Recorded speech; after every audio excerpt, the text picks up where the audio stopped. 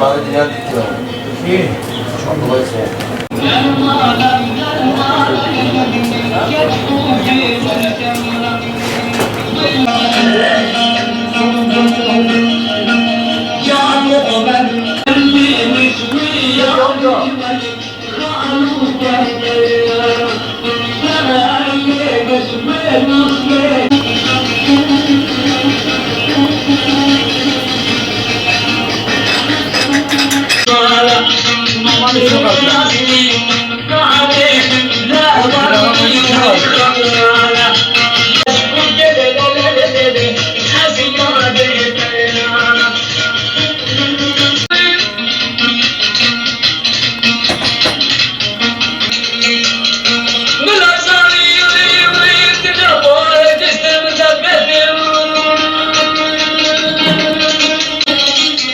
Gel خیر و سلامت هاتیم سر جمعه هاتیم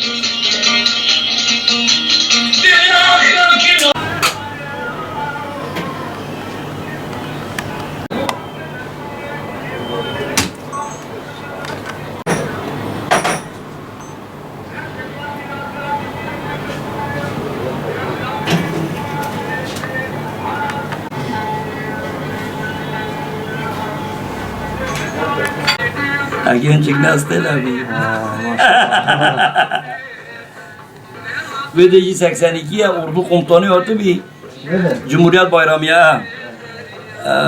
Papyon mevazgir benim aşu çok çekir. Burayı kahvaltıya Ramazan'a lazım. 1982'ye. Selam olsun. Zira burada şehre peygamber, bunu herkes kadriye bigire.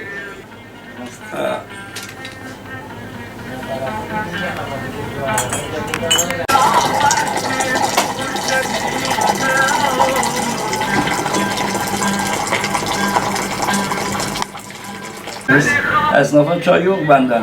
Nasıl? Esnafa vermiyorum. Tek burasıdır. Bu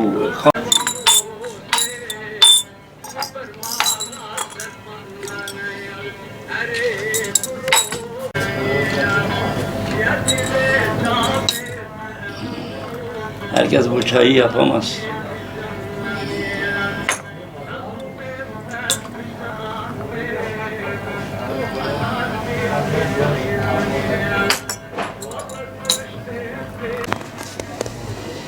Herif kudam tenkleşmiş nur bir kucaya.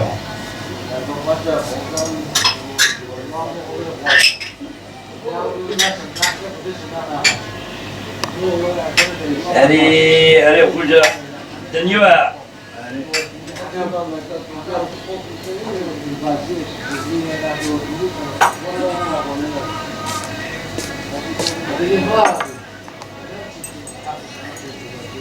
Kerem kim vakfın azmanı? Ziyaret olmaz ser mahoti ser çobu hotim. من اجود دیاربکر تو چه حتی موسیقی فکر هنگی او نبین عره نبین Kapıra bugün sen gereği naş oldu. Kendine bir huruz var. Kapıra bugün nasıl söyleyeyim? Bale. Allah hiç şuna bakıra da bin abi. Ben kahveci Celo'yum. Benim adım Celal'dır. Celo demezsen kimse beni tanımaz. Ben 13 yaşından şu ana kadar kahvecilik yaparım. 80 yaşıma geldim. Cizre'yi temsil ediyorum. Artı Cizre'nin yıkılmaması için, Cizre gündemde olması için, Cizre kültürünü ben şu anda yaşatıyorum. Ve gurur duyuyorum. Ben 67 yıldır kahvecilik yaparım. Milletime hizmet ediyorum, gurur duyuyorum. Namerden muhtaç değilim. Rabbime çok şükür dimdik ayaktayım. Sabah 5.30'da gelirim, akşam da 7'de kapatırım. Çalışıyorum, hizmetimle devam ediyorum. Yalnız bunu Cizre mukaddes bir topraktır. Cizre şerefli bir kazadır, önderdir. Halkı da güvenilir insanlardır. Rabbim zevallarını getirmesin. Biz Cizre ile gurur duyuyoruz. Dayımın yanına gittim. İşçi olarak 2 yıl işçi kaldım. Üçüncü yıldan sonra mekan sahibi oldum. Şu ana kadar kahvecilik yapıyorum. 67 yıldır kahvecilik yapıyorum. Günde 5000 çay satardım. Artı ben çayın da profesörüyüm. Kültürünü yaşatıyorum. Dostlarım geliyor. Yalnız çok güzel tablolarım vardı. Yandı burası. 360 yaşında benim tablolarım vardı. Yandıktan sonra yani yavaş yavaş düzeltiyorum. Benim eksiklerim var ama inşallah daha iyi olacak. Lambam vardı, fenerim vardı, her şeyim vardı ama maalesef onlar hepsi gitti.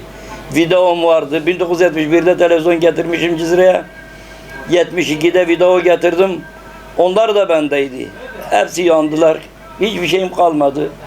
Yeni yavaş yavaş biraz toparlıyor.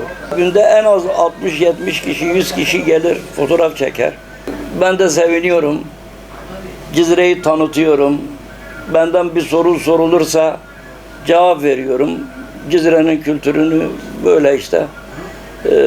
Bu fotoğrafımız işte bu 1968 Cizre Folklor ekibi, o zaman madalya almıştım Mardin'de. Hala da bendedir. Memuzin var, işte bizim kültürümüz, oyunlarımız var, gemimiz var, keleğimiz var. O zaman suda taşımacılık yapılıyordu. O zaman yol yoktu. Diyarbakır'dan Musul'a kadar kelekler giderdi. İyi hatırlıyorum. Ben kendim de ona binmişim. Bu da gemimizdi. Dicle Nehri'nin diğer tarafından bu tarafa sabah 5'te, 5.30'da gemiciler giderdi, vatandaşlarımızı getirirlerdi. Cizre şehri, peygamberler şehridir, mukaddes bir topraktır.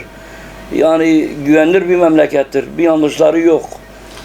Şu ana kadar dimdik ayaktadır, namusuyla, şerefiyle yaşıyor halkımız. Çocuklarım kahvecilik yapıyorlar, yapıyorlar. Şu anda da bana gitme diyorlar, baba çalışma diyorlar. Ama maalesef ben çalışmasam bir gün evvel gideceğim. Ben nereye gideceğim? Sabahları geliyorum 5.30'da kahvaltı veriyorum. Burada dostlar, eşler geliyor, herkes geliyor. Ta Filipin'den, Almanya'dan, Amerika'dan, Türkiye'nin her tarafından, dünyanın her tarafından benim yanıma gelenler. Ben gurur duyarım, şerefimle yaşıyorum, bu kadar. En mutlu da benim. 20 metrekare içerisinde ben Cizre'mi temsil ediyorum.